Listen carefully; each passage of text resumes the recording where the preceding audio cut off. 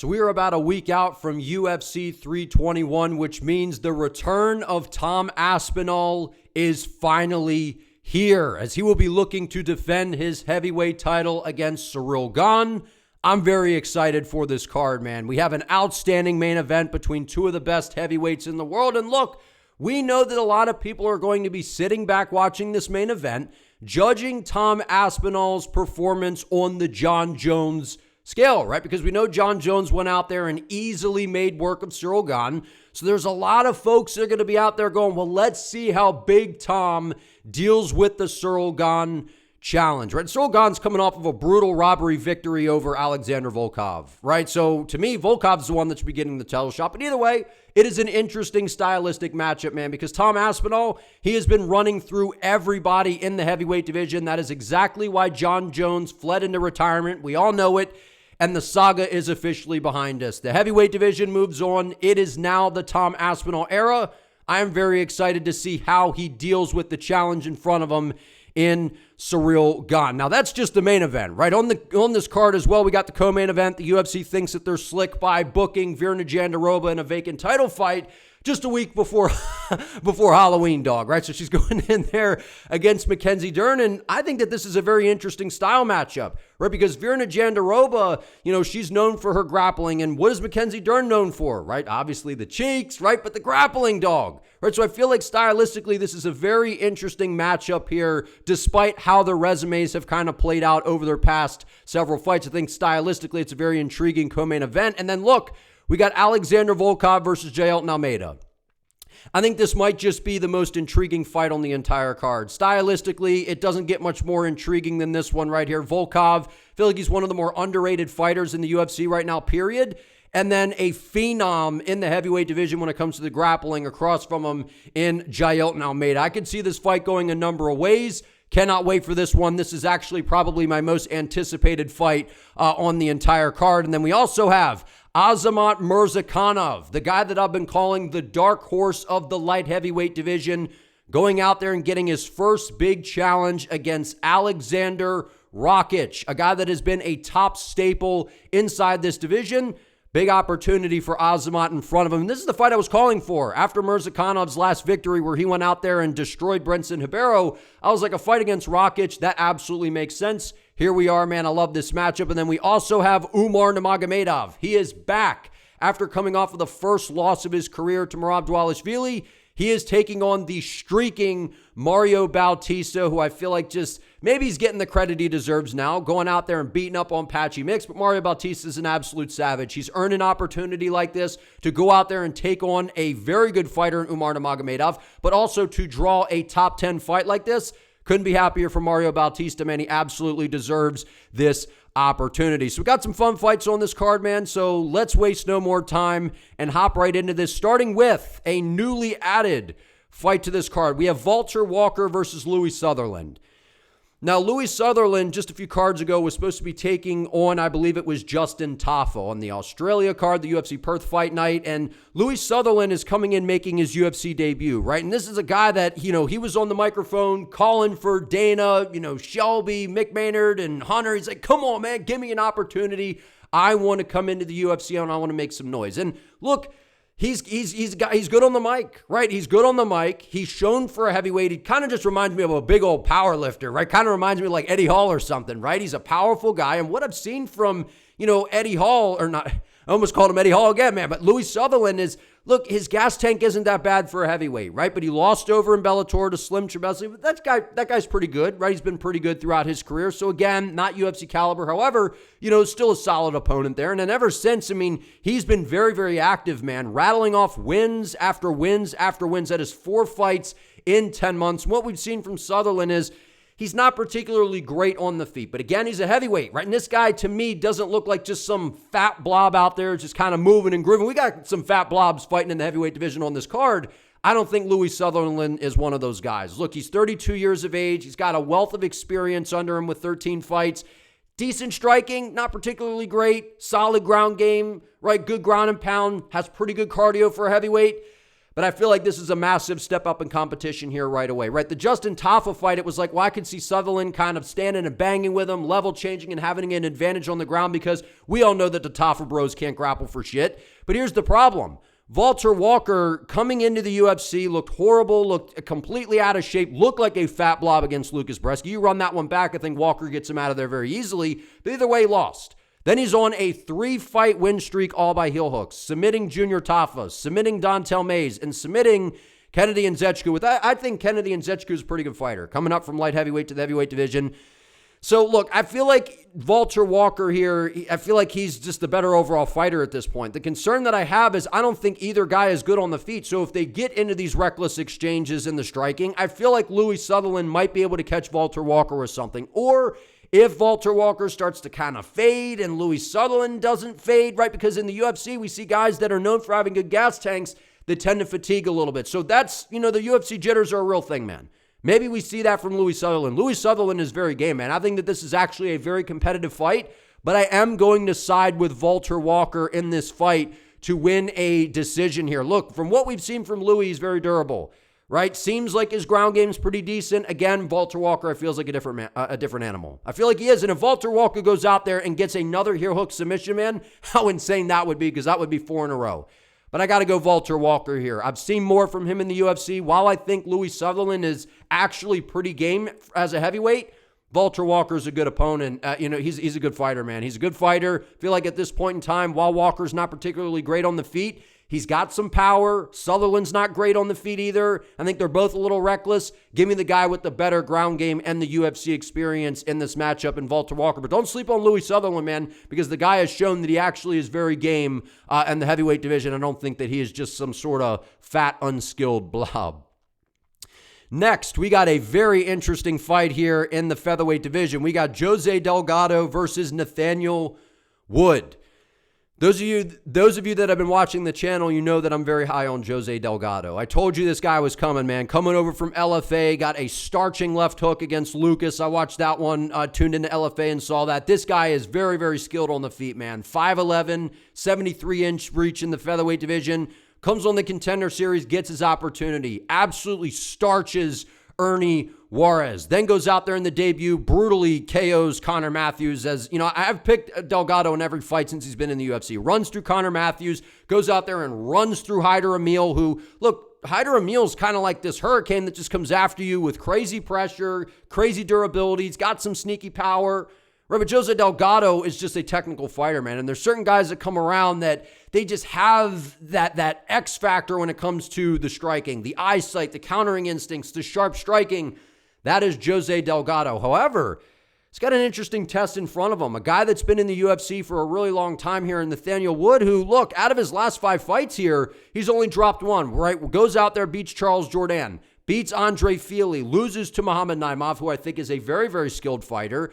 Goes out there, beats Daniel Pineda, beats Morgan Charrier in a fantastic performance that we saw from Nathaniel Wood in this fight. He went out there, put the jab on him, and just really put on a striking clinic against Morgan Charrier. So I think that this is a very competitive matchup. And I love this booking here by the UFC because Jose Delgado is looking like the real deal. He's got devastating power. His ground game seems to be very good as well, right? We've seen him tested a little bit, right? I don't know that Nathaniel Wood is the guy to really present that, crazy grappling challenge here. I think that this plays out on the feet. And Nathaniel Wood could just pull out a savvy, veteran, crafty type of stick and move performance, take him to school type of deal. I just don't know that we see that, man. I think that Jose Delgado is a different kind of beast, man. His power, his countering instincts, his sharp eyes in the pocket, you can't get hit clean by this guy, man. And as good as Nathaniel Wood is, I think Nathaniel Wood is very good. Very, very underrated. Good striking. Everything comes from where it's supposed to. He's very technical. I could see him going out there and pulling out one of those savvy veteran performances. Sticking and moving. Mixing in a little bit of grappling, right? Fighting behind the jab. Throwing the leg kicks from range. All those kinds of things. But I don't know that that is enough to beat a dangerous power puncher with really clean technique in Jose Delgado. So I am going to say that Jose Delgado goes out here and gets a second round knockout, a TKO stoppage against Nathaniel Wood. I think he drops him with a shot. Wood covers up. The referee has to step in. But look, I very much could see Nathaniel Wood going out there, sticking and moving. It's too much too soon for Delgado because Delgado's still relatively new, right? Yeah, he had the Contender Series fight, but he's got 2 fights under his belt in the UFC. He's looked damn impressive, but Nathaniel Wood is definitely better than a Conor Matthews, and he's definitely better, in my opinion, than a Haider Emil. I think that this is going to be a very competitive first round, but once Delgado gets your timing, you're screwed in front of this guy, man, and I think that that's what we see here. I think Nathaniel Wood's very technical. I like watching him fight, but the power of Delgado and the precision, I think it's going to be the answer for Nathaniel Wood in this fight. Give me Delgado to get this one done. Next, we have Mateusz Rebecki versus Ludovit Klein. A battle of 2 guys who I wouldn't necessarily say that they're prospects, right? They've been established enough now in the lightweight division, but both of these guys are super skilled, man. Very, very fun to watch. With Mateusz Rebecki, you're just talking about this kind of brute force that moves forward. He's got this low center of gravity and just throws these big slingshot, ooga-booga shots, forgets the technique, throws caution to the wind. And that's gotten him in some trouble, right? Because the reason it gets him in some trouble is because he tends to slow down as the fight plays out, right? We've seen him come out here, get some nasty KOs. He submitted Roosevelt Roberts, but we saw against Diego Ferreira, right? The OG Diego Ferreira, man, the old man that's still lingering around, right? He kind of took Rebecki into those deep waters, right? And we've seen that if you could take some shots from Rebecki, if you could drag him out, he is not the same fighter that you see in round number 1, and he got put away by Diego Ferreira. Then comes back in one of the fights of the year at the time against Maidatek Orlabai, which that thing was absolutely crazy, man. It was an absolute war. We know that Rebecki's a dog, man. Then he goes out there and fights another war against Chris Duncan, Mr. Underrated, who's just, been one of the top underdogs recently, it seems. It feels like every time you want to overlook Duncan, he goes out there and proves you wrong. So Rebecki's been in there with some good opposition, right? So he's got the power. He does have solid wrestling, but he doesn't do a ton with it. Right? And he gets a little bit reckless. And on the other side, we got Ludovit Klein. And I feel like that this win has aged incredibly well, right? 2 years ago, going out there, getting the decision nod over Ignacio Bahamondes, who's a very rangy kickboxer. KOs AJ Cunningham, gets a decision victory over the savvy, crafty Thiago Moises. Beats Roosevelt Roberts. I didn't like this performance, though, by Ludovit Klein. I thought that this fight was, I was expecting Ludovit to really run away with this thing and maybe even get a finish. Then he goes out there and loses a decision to one of the top wrestlers, if not the best wrestler in the lightweight division, even though he got smoked by Charles Oliveira, Mateusz Gamrot. So both guys have fought pretty good competition, but I feel like this comes down to the recklessness of Rebecki. Sure, he could go out there, land that big shot on Ludovit Klein, mix in some of the grappling, try to, beat up Ludovit Klein on the ground with some elbows or something, but I just got to go with the technique and the movement and the precision of Ludovit Klein in this fight. I think we see another dogfight. I think we see Rebecki land some big shots. Wouldn't be shocked if he hurts Klein, almost gets him out of there. But I trust Ludovit Klein more than I trust Rebecki. As fun and entertaining as Mateusz is, I don't trust him, man. I just don't. Against very, very competent fighters. Guys like Ludovit Klein, they can stick and move. They got sharp striking. They pick their shots well. If you don't engage into a barn burner with Rebecki, you can pick this guy apart. I think that that's what we see Ludovit Klein do in this matchup. But I wouldn't be surprised if Rebecki goes out there, stings him on the feet, looks to implement the grappling to try to attack Klein on the ground. But I just feel like Ludovit Klein's technique will prevail in this matchup. I'm expecting a dogfight here, but I think that the straight, clean shots of Ludovit Klein, backed by the footwork, is going to be enough to circle away from Rebecki, land those shots, and get the decision victory in this one. I'm expecting a banger, but give me Ludovit Klein to get this one done. Next, we have Abdul Kareem Al-Selwady versus Mateusz Camilo. An interesting fight here, right? Mateusz Camilo, he's coming over right into the UFC, lost his debut against Gabe Green, and I was surprised in this fight, right? Because Gabe Green, he was a guy that wasn't having a lot of success at welterweight, right? He was kind of bouncing around, winning one, losing one. Then he drops down to the lightweight division, right? And we see that go one of two ways. Okay, so you want to move down, you want to bully the smaller guys, or you just need that kind of, that fresh coat of paint. You need that new kind of journey for yourself in a different weight class. And sometimes that resurrects careers, right? And we saw Gabe Green go out there and put on a nice performance. But I just didn't really like what I saw from Camilo in this fight. I expected more. I expected to see some of the things we were seeing on the regional scene, man. That power on the feet, the submission game over in Fury when he took down Ramos and was able to get the triangle, right? And we saw some nice transitions on the floor from him. but then we kind of saw him kind of have these lapses in judgment with the fight IQ. We saw him kind of slow down in fatigue, and sure, that could be, well, he's a young guy, right? Fighter jitters. It's his debut in the UFC, and we saw something kind of worse right here from Abdul Kareem Al-Selwady, but I think that the opponent here, and Radzabatov, he's very, very dangerous. That guy's got some power, good striking, right? And he was able to kind of stop what Abdul Kareem does very well and was able to get him out of there. So I think that the opposition that Abdul has faced in the UFC so far is better than what we've seen from Mateusz Camilo. But before that, I mean, we saw Abdul Kareem going out there and he was having his way with guys, man. He's got nasty ground and pound. He looks to get to that body lock up against the fence, trip you, take you down, get into those top positions and look to beat you up on the floor, right? And we saw him go out there and get the decision victory over George Hardwick. I just don't know, man. I don't really trust either guy here, right? Both guys got the same reach, right? Slight height advantage on the side of Mateusz Camilo. I'm going to say that Abdul Kareem Al-Selwady gets this one done in a competitive decision. I think that really the difference here is on the feet, Abdul Kareem's decent. On the feet, Camilo's got power, but he overswings. He gets reckless, drops his hands, right? I could see Abdul Kareem catching him, taking him down, beating him up on the floor. He's got a well-rounded ground game here, and I feel like the more well-rounded ground specialist here is Abdul Kareem. I think on the feet he can hold his own. Camilo's too reckless. You could see his shots coming a mile away. Give me Abdul Kareem to get this one done by decision. I think it's a competitive fight, but I think Abdul will pull away and win a 29-28 decision here. I don't know, man. I just don't really trust what I saw from Camilo in the last fight. Maybe he shows me something different this time around. I want to go with the more well-rounded grappler here that I believe is Abdul Kareem Al-Selwady. Next, we have Jaqueline Amorim versus Mizuki Inoue.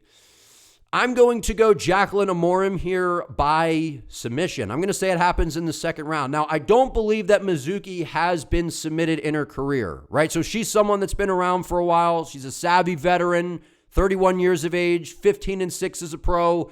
And we've seen that on the feet, she's not bad. Not bad, right? And on the floor, she's pretty good. She's a pretty well-rounded fighter, right? But we have seen, right, she lost to Virna Jandiroba, many moons ago, 7.5 years ago, right? Goes out there, gets the decision win over Viviane Pereira, right? Beats Wu when she comes over to the UFC. That was 6 years ago, right? Then she, 5 years ago, loses to Amanda Lemos, who's a very, very hard hitter in this weight class, right? And stylistically, Amanda Lemos is going to stand there and strike with you, right? So again, this was, this is 5 years ago though, right? Then 2 years ago, she goes out there against Hannah Goldie. So the sample sizes that we've seen from Mizuki, she's decent, right? She's decent. And I got concerns for her in this matchup because while we've seen her stay pretty decently safe on the ground, she's going in there against a different kind of animal here, right? A Jaqueline Amorim that's going to have a 4-inch reach advantage, but also the only loss in her career was to Sam Hughes, right? We know that Sam Page is the prospect killer. You put a prospect in front of Sam Hughes and she's going to humble him. She's going to go out there and probably give them their first loss. That's just basically all of Sam Hughes' victories is beating prospects early in their careers. But since then, not only has she won 4 fights in a row, they are all by finish. Ground and pound stoppage here. Submission over Corey McKenna. Submission over Vanessa Demopoulos. And coming off of an easy victory on the floor, getting that rear naked choke over Poliana Viana. We've seen that Viana is more of like a social media influencer, in my opinion, than she is fighter at this point. But she's still pretty decent on the ground. Jaqueline Amorim absolutely ran right through her. So I feel like on the feet, Jaqueline can hold her own while Mizuki kind of has that pick and poke style on the feet. Maybe she can, put up the points, stop the takedowns, and win the fight that way. I just don't know that you're going to be able to do that against Jaqueline Amorim, someone who's 30 years of age, has really hit their stride, has been active, has been in there getting these reps in. Give me Jaqueline Amorim to go out there and find a second-round submission. Maybe she, struggles with the range and kind of the pitter-patter of Mizuki early on, but eventually Jaqueline is going to land some shots on the feet. She's going to get her to the floor, and I feel like the ground game and the submission threat of Amorim is going to be enough to get this one done. I think she submits Mizuki in round number 2. Next, we got Ikram Aliskerov versus Jung Park. Ikram is back. I love watching Ikram Aliskerov. He's one of my favorite kind of prospects, or not really a prospect. He's been around long enough now, but the guy's on the rise in the middleweight division. I really like watching Ikram fight, man. I think that he is a sensational fighter, right? He's got an outstanding ground game, but really, we haven't even seen too much of it in the UFC. He's just been getting after guys, knocking everybody the hell out, or going out there and putting on great performances. Gets the Kimura submission on Dana White's Contender Series. Goes out there and starches Phil Hawes. I know Phil Hawes has no chin, but Phil Hawes is a good fighter other than his chin. Right, goes out there and KOs Warlley Alves. Gets thrown into a main event where he was supposed to be fighting a can. I don't remember who it was. And then instead they move him off the card because Robert Whittaker needed an opponent because Khamzat Chimaev got sick. So in steps Ikram Aliskerov. Way too much, way too soon. He looked like a deer in headlights against Robert Whittaker. Stood right in front of him, got knocked out. Robert Whittaker absolutely ran through him. Then he comes out here 5 months ago and easily puts away Andre Muniz, and I believe it was the very first round. Just absolutely ran right through him. So what we've seen from Ikram Aliskerov, I think that this is a guy that's going to be a top contender in the middleweight division. Now, he's got an interesting challenge in front of him in Jung Young Park, right? Because Jung Young Park, the Iron Turtle, man, like we all love Jung Young Park, right? He's been sneaky good. Goes out there, submits Dennis Tululin, submits Albert Duraev. That's a pretty good win. Albert Duraev's pretty good on the ground. Loses a split decision to Andre Muniz, but I say all the time I thought it was a robbery. I gave this fight to Jung Young Park. Goes out there, split decision victory over Brad Tavares, coming off of the decision victory over Ismail Nardiev. And I've picked Jung Young Park in a lot of these fights. He's got a good jab, decent boxing, not great wrestling, decent in the clinch, but it's really his ground game with his jiu-jitsu that really tends to shine in a lot of what Jung Young Park does. That's exactly the problem in this fight. He's not better on the ground than Ikram. He doesn't have the power on the feet to scare Ikram, right? And if you don't have that, I mean, the only losses in Ikram Aliskerov's career are to Robert Whittaker, and I believe it was Khamzat Chimaev back in, what was it, Brave? Right, so you know, it's going to take a lot more than a Jung Young Park to go out there and beat Ikram Aliskerov. Ikram Aliskerov, to me, is on a completely different level than Jung Young Park at this point. Give me Ikram to get a second-round knockout. I feel like Park's going to kind of be cautious early, you know, stick and move with the jab, maybe even try to initiate the grappling of his own. That would be a mistake. Ikram is better on the ground. He's got a very good submission game. He's got outstanding ground and pound as well. I just feel like the difference is the power and the threat of Ikram is much greater on the feet than the Iron Turtle here. And I like Park, man. I feel like we all do. He's got decent boxing, right? He's been around for a while. He's always game. He's always in the fight. But I feel like in this one, we've seen him knocked out by RoboCop before, a big, powerful guy.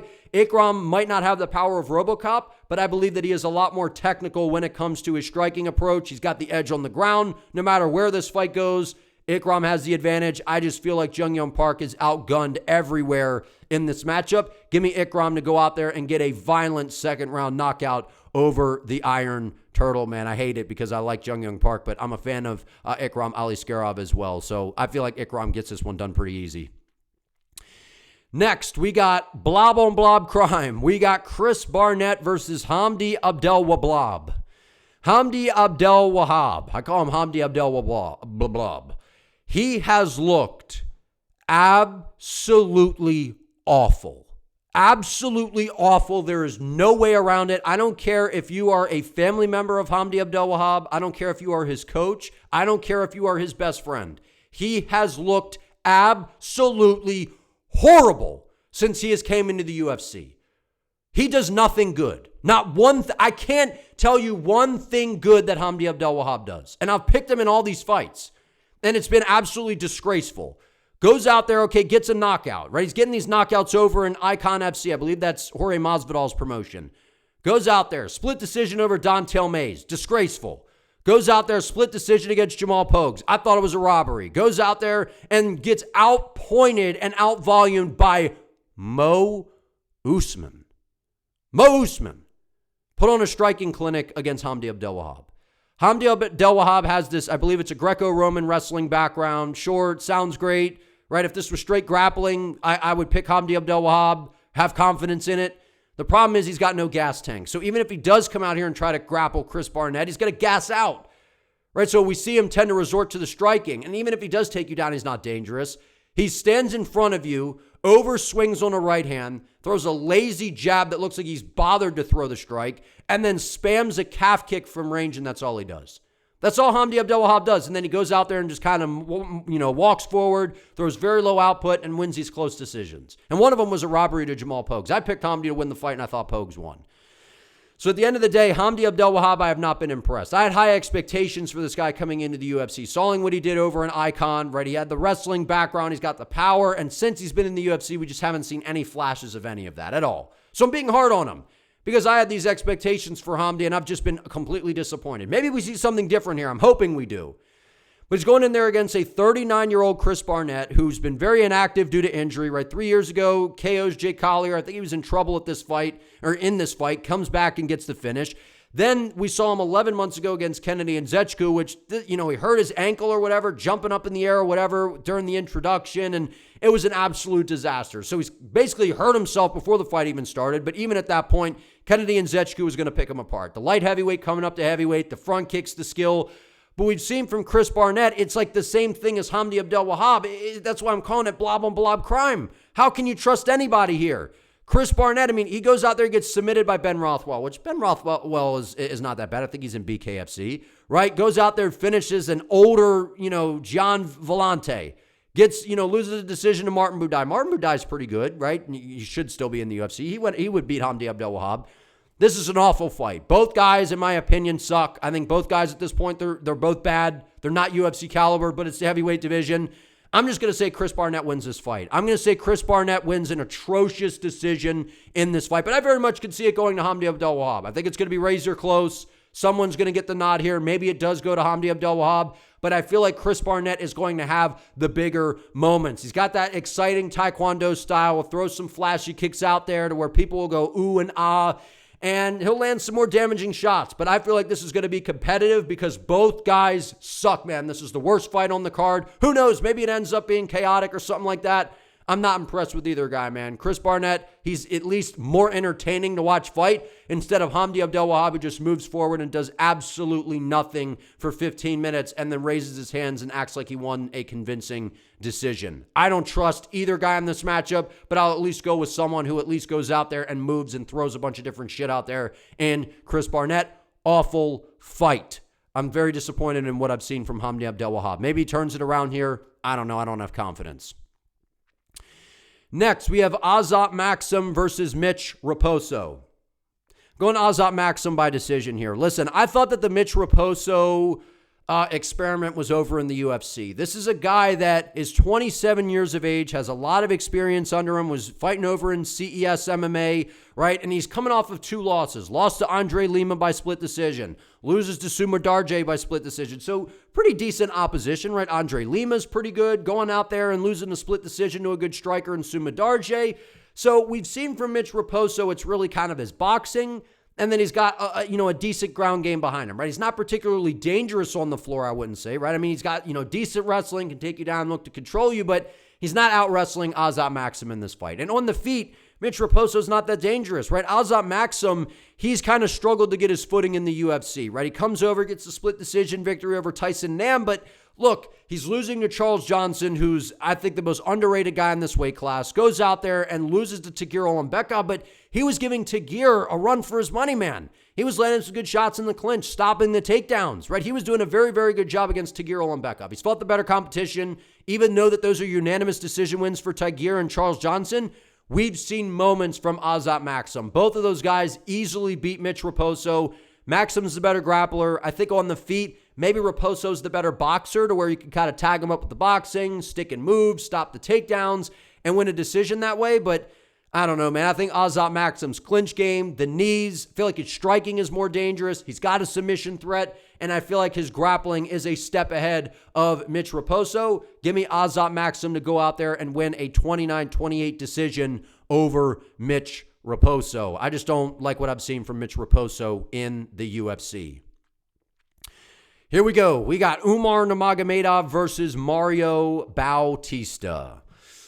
I'm excited for this fight, man, because obviously a lot of us, including myself, I feel like the only person that could possibly beat Merab in the bantamweight division, if there's any hope for anybody, it would be Umar. He's the one that has given Merab the toughest fight thus far, right? And Umar Nurmagomedov, I thought, was the answer to beating Merab, and Merab proved me wrong. Merab went out there, he looked fantastic in the fight, and he tends to snowball as we get into rounds 3, 4, and 5, which is what happened. And we saw Umar slow down. I think Umar hurt his hand as well, but Merab just put it on him, man. He absolutely did. right? But again, Umar was right in that fight. The entire duration of the fight, it was a super close fight. One of the best bantamweight fights of all time, man, that I've ever seen. It was super competitive, super fun to watch. The buildup was great. But the bottom line is Umar has kind of found himself in a unique position here because that fight was 8 months ago against Merab Dvalishvili, and he's in front of a very surging Mario Bautista who has absolutely earned an opportunity like this, man. He's earned a big name, a super game opponent in Umar Nurmagomedov, which a lot of people are like, well, Umar shouldn't be fighting Mario. I love this matchup.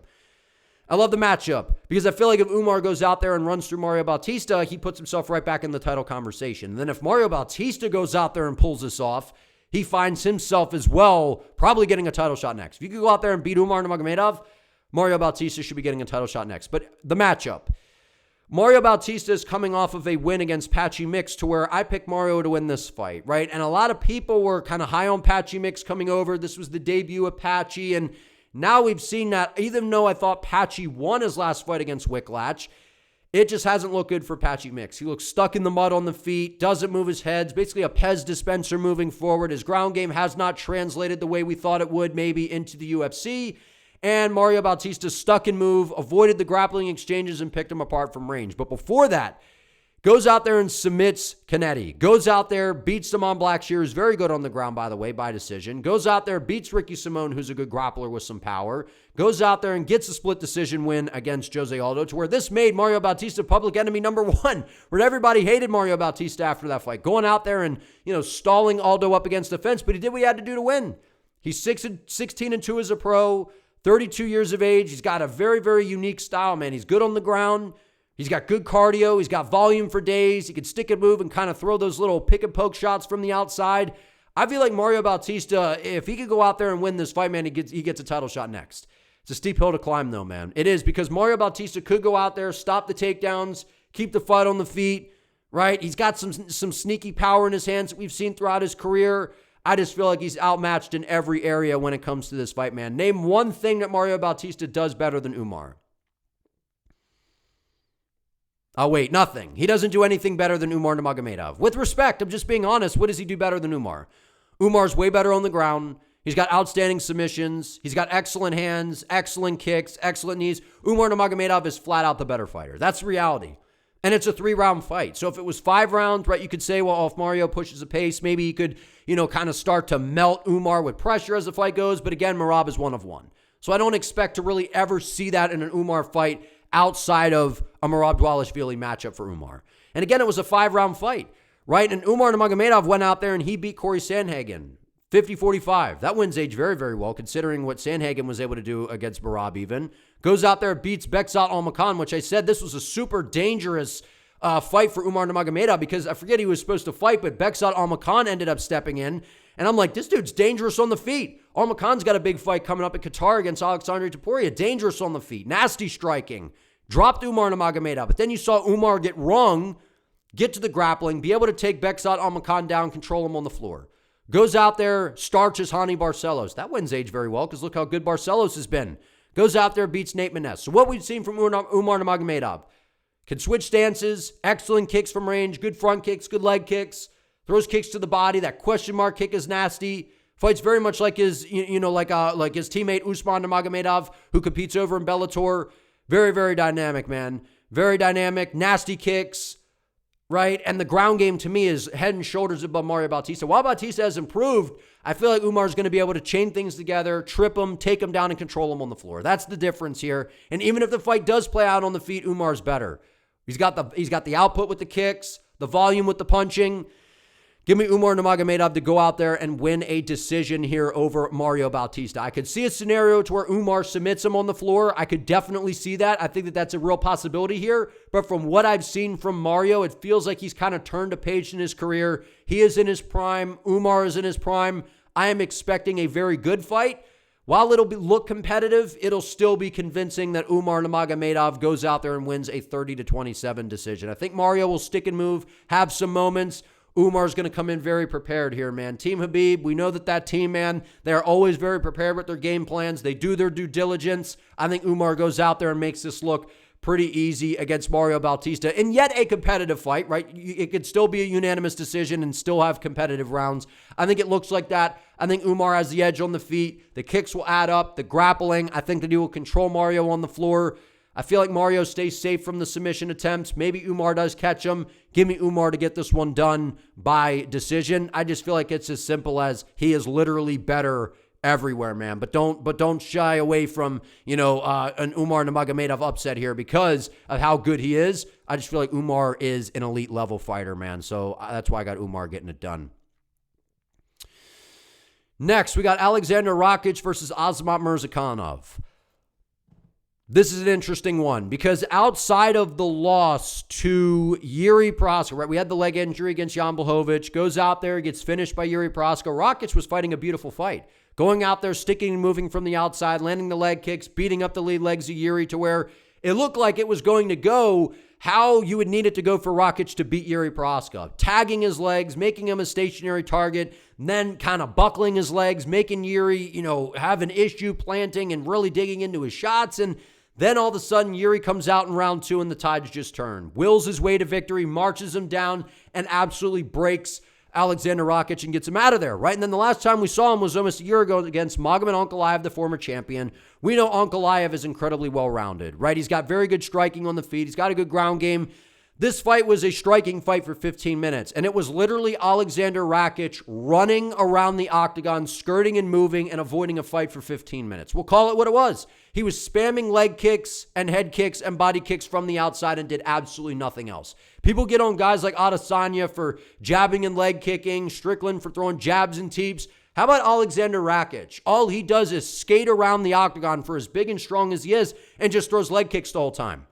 So that's kind of what we've seen in his fights. Now, granted, it does work because he's got some nasty leg kicks, but he's dealing with a southpaw here in Azamat Murzakanov to where the kicks changed a little bit. Where you can throw it to the inside of the lead leg, but we'll probably see Rakic throw him to the body, throw him to the head. So he's got the advantage there. He does have good takedown defense. We've seen that Rakic is historically very durable and has a pretty solid ground game of his own. And he's a massive guy in this weight class, man. He's got a significant advantage here when it comes to the height, right? He's 6 inches taller than Murzakanov. He's got about a 6.5 inch reach advantage here. That's pretty massive. But Rakic doesn't use it well outside of throwing the kicks. Murzakanov is fast. He's explosive. He's powerful. Ever since coming into the UFC, this guy's been a problem. Starches Stefan Nchikui, right? Goes out there, brutally finishes Devin Clark. Beats Dustin Jacoby, who's a very slick kickboxer by decision. Outstrikes him.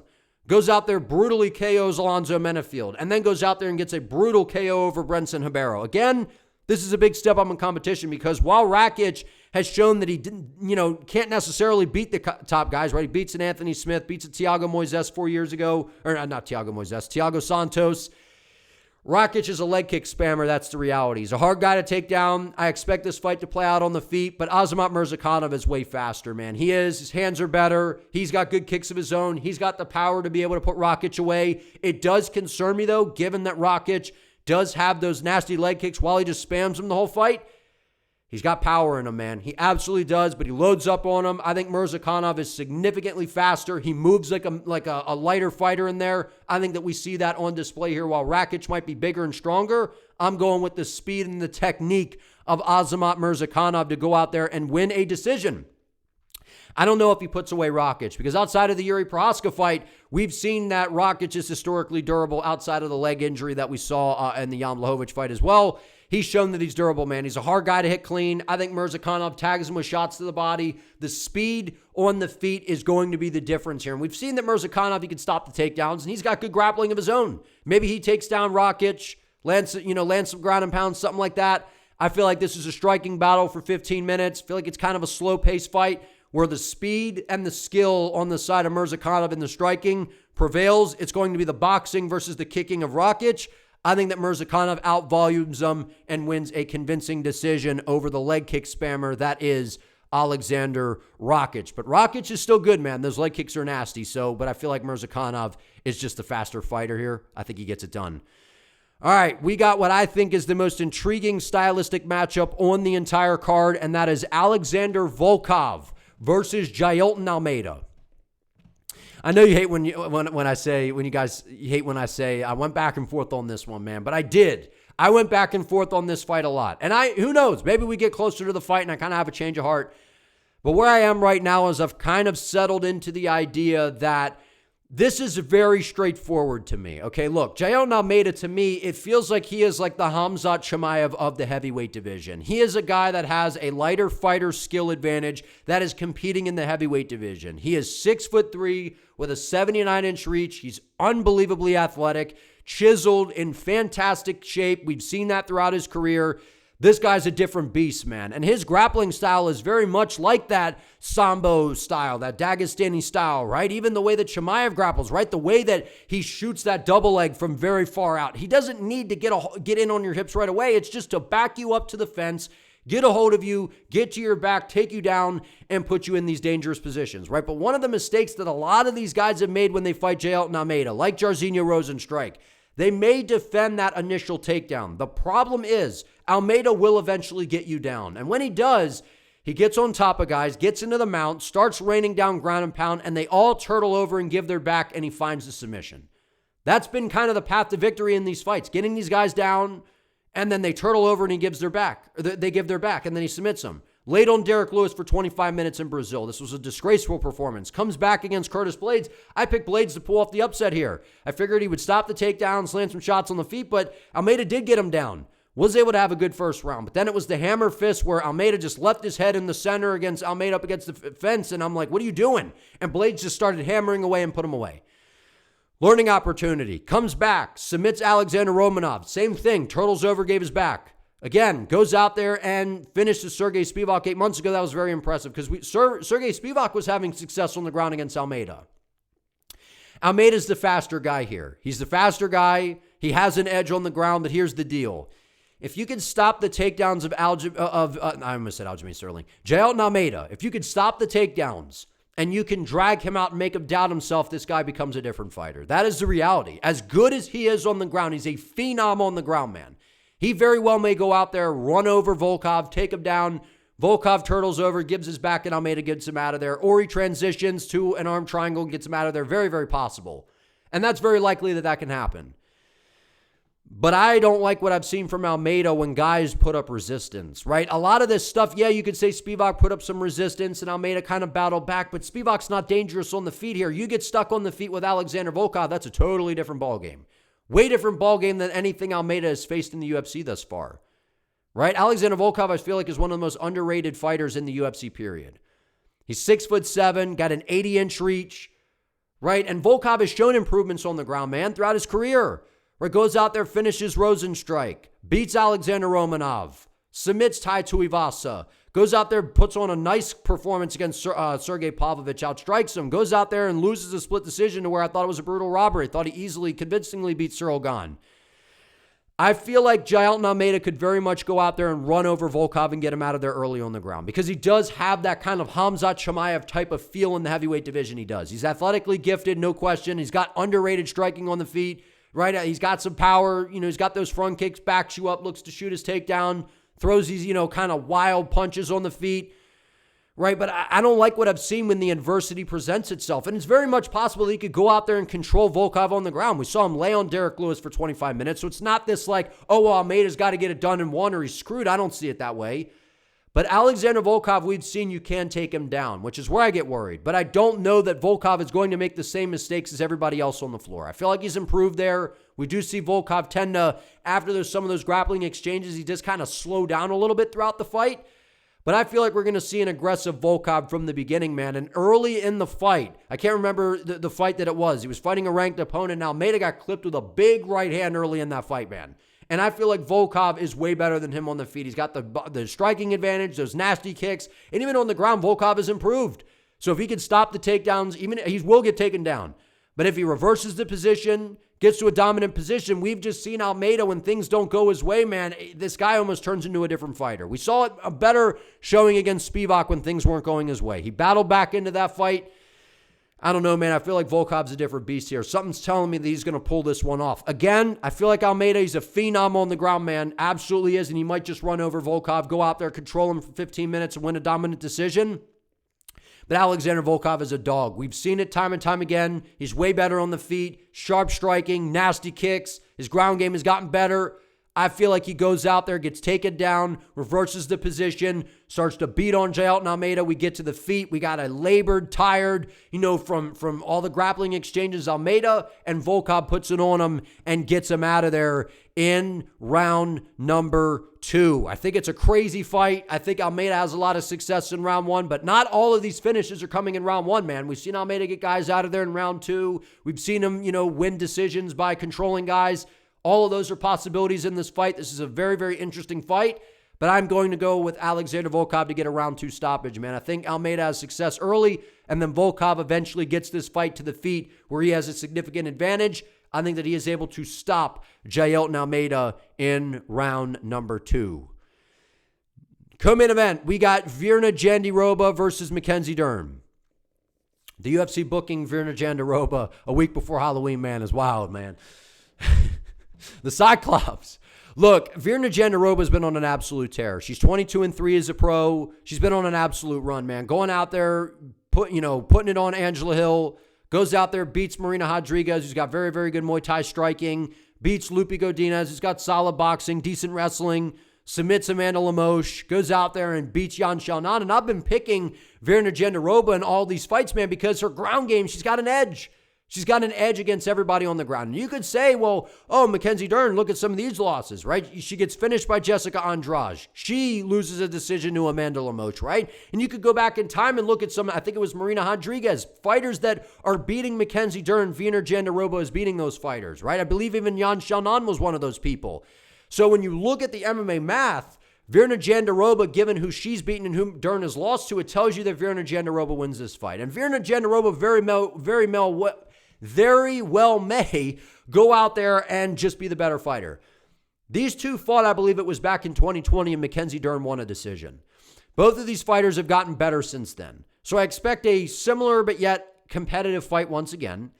I believe that stylistically, this is a very good matchup for Mackenzie Dern because she went out there and did beat Louie Godinez. She did go out there and submit Amanda Ribas, which again, Amanda Ribas has kind of shown that it looks like she's pretty washed. Mackenzie Dern, in my opinion, has improved her striking quite a bit, man. I feel like on the feet, Virna Jandiroba isn't particularly great, but I still feel like Dern is probably better on the feet. Dern's a dog, man. Like, for people kind of talk about her because, the way she looks, and that's kind of the selling point from the UFC, she's a dog, man. You got to give her the credit. She's durable, she's tough, she's not going to give up on herself, and she's very, very good on the floor. Very, very, very good ground skills. Excellent submissions. So I feel like where Virna Jandiroba has been excelling, I don't know that she's that much better than Dern on the ground. Maybe she's the better grappler in terms of the wrestling, right? I feel like Virna Jandiroba's got better entry. She times her takedowns well. She's very physically strong. But stylistically, if Mackenzie Dern is ever going to win the title in the UFC, can you not say that this is literally maybe the best stylistic matchup for her? I feel like Virna Jandiroba is very good, and maybe it just is her time at 37 years of age, right? She goes out there, controls Dern on the ground, lands some shots on the feet. I just feel like Dern, man, like this is a very good matchup for her. She's 33 years of age almost. Very, very good on the ground. Excellent jiu-jitsu skills. Can reverse the positions well. Can get out of bad situations. And on the feet, her striking has gotten much better. She's busy on the feet. Does have a little bit of power, right? And I feel like when it comes to the jiu-jitsu game, while Jandiroba might have an edge with the wrestling, I feel like when it comes to the jiu-jitsu, it is very close, and you might even be able to give Dern the advantage. This is a very competitive fight, man. Very interesting stylistically, but I'm going to go Mackenzie Dern by decision here. I think we see a very competitive fight. I think we see some fun grappling scrambles, but I feel like that it is going to come down to Mackenzie Dern threatening submissions, Jandiroba having some moments where she is controlling Dern and winning those grappling exchanges. But I feel like the difference is, even if this does play out on the feet, where I think it will for a lot of this fight, because I feel like Dern has the guard and the ability to sweep, get herself back to, get this fight back to the feet. And I feel like she has an advantage there. Give me Mackenzie Dern to go out here and win a decision. I think she does fine on the ground, and I think that she has the busier striking on the feet. Give me Mackenzie Dern to go out there and win a close decision victory over Virna Jandiroba. I think it's going to be very, very close, man, but give me the youth. And again, stylistically, I think that this is a very good matchup for Mackenzie Dern. I know Jandiroba is a beast on the ground, but again, MMA math doesn't always work out. I think stylistically, very, very good opponent here for Mackenzie Dern. I feel like the UFC knows what they're doing. Give me Mackenzie Dern by decision. Last but not least, we have arrived at the main event. If you are enjoying this video, if you could do me a favor, please give it a like, subscribe to the channel. I would greatly appreciate it.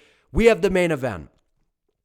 Tom Aspinall versus Ciryl Gane. Sweet feet Tom, right? It's very rare that you see a heavyweight move like Tom Aspinall, but it's also rare that you see a heavyweight move like Ciryl Gane. We got two of the more nimble guys in the heavyweight division, and I think stylistically this is incredibly intriguing because Tom Aspinall, I think that he is one of the most impressive, if not the most impressive heavyweight of all time, man. When have we ever seen a guy move like this, have the devastating one-shot power with the technique backed by the ground skills? Tom Aspinall is a complete fighter. He's not just a knockout artist, right? That's kind of what he's known for at this point.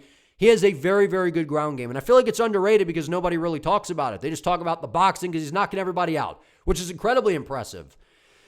But I feel like the grappling is going to be on display in this fight. I feel like that is one of the things that we have to discuss in this matchup is on the feet, Ciryl Gane can give anyone in the heavyweight division problems. He's got that stick and move, pick and poke, pretty technical kickboxing style, right? We've seen it throughout his career.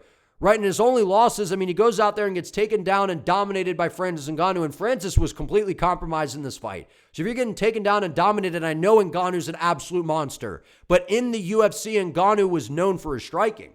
We saw his grappling improved, especially in the rematch against Stipe Miocic, stuffing the takedowns, all those kinds of things. And we saw Ngannou go out there and dominate Renan Ferreira in the PFL on the ground.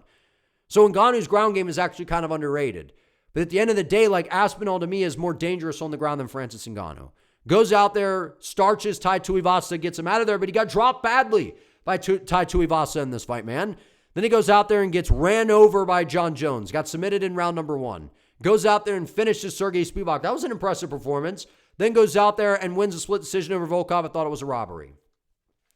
If Ciryl Gane can drag this fight out past the first 2 rounds, I believe that Tom Aspinall, a guy that gets these fast finishes, I think Tom Aspinall is the type of guy who can hang around and do just fine in a 5-round fight. But I believe in the later rounds, that is where Ciryl Gane's style tends to excel. He's not a fast starter per se to where he's coming out guns blazing in round 1 and getting people out of there. That is Tom Aspinall. And especially at the heavyweight division, when you're that fast twitch explosive fighter, what gets compromised is your gas tank usually, right?